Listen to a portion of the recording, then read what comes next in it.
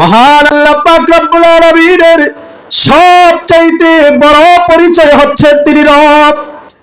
আল্লাহ পাক রব্বুল আলামিন আমাদের কোনো অস্তিত্বই ছিল না, সেইখান থেকে আমাদেরকে অস্তিত্ব দিলেন। এত সুন্দর করে আমাদেরকে পৃথিবীর মধ্যে সৃষ্টি করলেন, চলাচলের ব্যবস্থা করে দিলেন, উত্তম রিজিকের ব্যবস্থা করে দিলেন। আমাদের কাজ হচ্ছে ওই আল্লাহকে, ওই রবকে চিনা, যে আল্লাহ পাক রব্বুল আলামিন, যেই রব আমাদেরকে এত সুন্দর করে সৃষ্টি করলেন, যে আল্লাহ পাক রব্বুল আলামিন আমাকে আপনাকে এই দুনিয়ার মধ্যে বিনা নোটিশে, বিনা দরখাস্তে আল্লাহ পাক রব্বুল আলামিন মানুষ হিসেবে আমাদেরকে সৃষ্টি করেছেন। সর্বপ্রথম একজন মুমিন, একজন মুসলমানের কাজ হচ্ছে 7টি বিষয়ের উপর মহান আল্লাহ পাক রব্বুল আলামিনের প্রতি বিশ্বাস রাখা। কয়টি বিষয়? 7টি বিষয়। আল্লাহ পাক রব্বুল আলামিন বলেন, আমানতু বিল্লাহ ওয়া মালাইকাতিহি ওয়া কুতুবিহি ওয়া রুসুলিহি ওয়াল ইয়াউমিল আখির ওয়াল কদরি খাইরিহি ওয়া শাররিহি মিনাল্লাহি তাআলা ওয়াল বা'সি বা'দাল মাউত।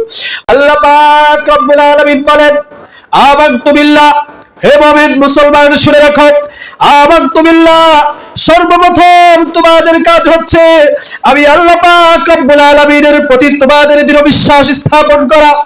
আমি আল্লাহ পাক রব্বুল আলামিনকে একক বলে বিশ্বাস করা। আমি আল্লাহ পাক রব্বুল আলামিন যে এক, এই কথাটা তোমার মনের মধ্যে একদম গেঁথে নিতে হবে। ওয়া মালাইকাতিহি, অর্থাৎ আল্লাহ পাক রব্বুল আলামিন বলেন আমার যে ফেরেশতাগণ রয়েছে, এই ফেরেশতার প্রতিও বিশ্বাস রাখতে হবে। সুবহানাল্লাহ। আবার বাবাজিরা, এখন প্রশ্ন ওঠে, ফেরেশতা কারা? আল্লাহ পাক রব্বুল আলামিন এই ফেরেশতাদেরকে সৃষ্টি করেছেন শুধুমাত্র আল্লাহ পাক রব্বুল আলামিনের স্পেশাল ফোর্স হিসেবে, যাদেরকে একটা অর্ডার করা মাত্রই তারা হুকুম পালন করে। যখন আল্লাহ পাক রব্বুল আলামিন কোন কাজ করার জন্য হুকুম করেন, সঙ্গে সঙ্গে একটা সেকেন্ড দেরি করেন না, সঙ্গে সঙ্গে তারা পালন করেন। তারাই হচ্ছেন আল্লাহর ফেরেশতা। সুবহানাল্লাহ। ওয়া কুতুবিহি, অর্থাৎ আল্লাহ পাক রব্বুল আলামিন বলেন আমি পৃথিবীর মধ্যে যতগুলো আমার পক্ষ থেকে কিতাব দিয়েছি তোমাদেরকে, এই কিতাবগুলোর উপর তোমাদেরকে বিশ্বাস রাখতে হবে। রাসূলিহি, আবার রাসূলগণের উপর। কিসের উপর? রাসূলগণের উপর। অসংখ্য নবী রাসূলগণ পৃথিবীর মধ্যে প্রেরণ করেছেন। সর্বশেষ এবং সর্বশ্রেষ্ঠ আল্লাহর আখিরি নবী নূর নবীজি আমার মুহাম্মদ সাল্লাল্লাহু আলাইহি ওয়াসাল্লামকে পৃথিবীর মধ্যে পাঠিয়েছেন, ঠিক কিনা বলেন? এই সমস্ত নবী রাসূলগণের উপর বিশ্বাস রাখতে হবে। পরে আল্লাহ পাক রব্বুল আলামিন বলেন, ওয়া কুতুবিহি ওয়া রুসুলিহি ওয়াল ইয়াউমিল আখির। আল্লাহ পাক রব্বুল আলামিন বলেন কিয়ামত দিবসের উপর বিশ্বাস রাখতে হবে, কিয়ামতের উপর বিশ্বাস রাখতে হবে। এত বড় পৃথিবী আল্লাহ পাক রব্বুল আলামিন সৃষ্টি করলেন। আমার বাবাজিরা, আমরা আজকে বেঁচে আছি, আজ থেকে 100 বছর পরে আমাদের কোনো নাম নিশানা থাকবে না, আমাদের কোনো চিহ্ন থাকবে না, ঠিক কিনা বলেন? এইভাবে কিয়ামত পর্যন্ত মানুষ আসবে, আবার চলে যাবে। এত সুন্দর পৃথিবী, এত সুন্দর পৃথিবী যিনি সৃষ্টি করলেন, এই সব কিছু একদিন ধ্বংস হয়ে যাবে, ঠিক কিনা বলেন?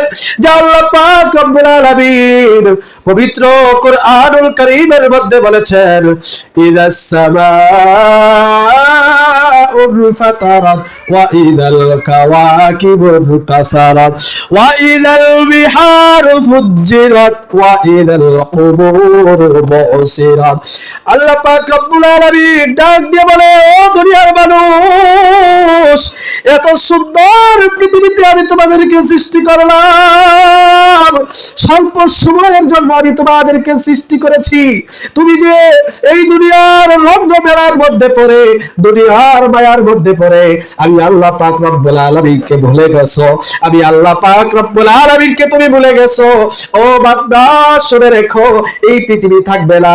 ইযাস সামাউল ফাতারাত, আসমানগুলো বিতীর্ণ হয়ে যাবে, আসমানগুলো ভেঙে চলে যাবে। ওয়া ইযাল কাওয়াকিবুত তাসারাত, অর্থাৎ তারকা সমূহগুলো ছিঁড়ে ছিঁড়ে জমিনের মধ্যে পড়ে যাবে। ওয়া ইযাল বিহারু ফুজ্জিরাত, দুনিয়ার মধ্যে যত খাল বিল নদী নালা সমুদ্রগুলো যতগুলো রয়েছে এই সমস্ত কিছু একেবারে ধ্বংস হয়ে যাবে। এরপরে আল্লাহ পাক রব্বুল আলামিন বলেন ওয়া ইদাল কুবুর বুসিরাত, মানুষগুলো কবর থেকে দৌড়ে দৌড়ে উঠতে লাগবে। আবার বাবাজিরা, তাহলে ওয়াল ইয়াউমিল আখির অর্থাৎ বিশ্বাস রাখতে হবে পরকালের উপর। আল কদরি খাইরিহি ওয়া শাররিহি, আল্লাহ পাক রব্বুল আলামিন বলেন ও বান্দা শুনে রেখো, দুনিয়ার মধ্যে যত ভালো মন্দ তাকদীর হয়, আপনার একটা ফুটফুটে সুন্দর বাচ্চা হয়েছে, আপনার সুন্দর একটা নাতিন হয়েছে, বা আপনার একটা সন্তান হয়েছে, দুদিন না যেতে ওই বাচ্চাটা মারা যায়, ঠিক কিনা বলেন? এইরকম হয় কি হয় না? আমার বাবাজিরা, তখন আপনার হতাশ হওয়া যাবে না, তখন সম্পূর্ণ মহান আল্লাহ পাক রব্বুল আলামিনের উপর ছেড়ে দিতে হবে যে হয়তো আমার কপালে এইরকম ছিল, এজন্যই আমার সাথে এরকম হয়েছে, ঠিক কিনা বলেন? কোনো হতাশ হওয়া যাবে না, বা এরকম বলাও যাবে না যে আল্লাহ পাক রব্বুল আলামিন আমার সন্তানটাকে কেন দেখলেন, অন্য কাউরটা কেন দেখলেন না, আমারটাই কেন দেখতে হলো, এইরকম কোনো কথা বলা যাবে না। আমার বাবাজিরা, সর্বশেষ 7 নাম্বার আল্লাহ পাক রব্বুল আলামিন বলেন ওয়াল বাসি বাদাল মাউত, যেই কথাটি বলেছিলাম যে পরকালের উপর আল্লাহ পাক রব্বুল আলামিন আমাকে আপনাকে পুনরায় উত্থান করবেন, ঠিক কিনা বলেন? এই বিশ্বাসটা প্রত্যেক মুমিন এবং মুসলমানের অন্তরের মধ্যে একেবারে গাঁথতে হবে, ঠিক কিনা বলেন? যে আমরা এখন আছি, একদিন মারা যাব, আল্লাহ পাক রব্বুল আলামিনের সামনে সম্মুখীন হতে হবে।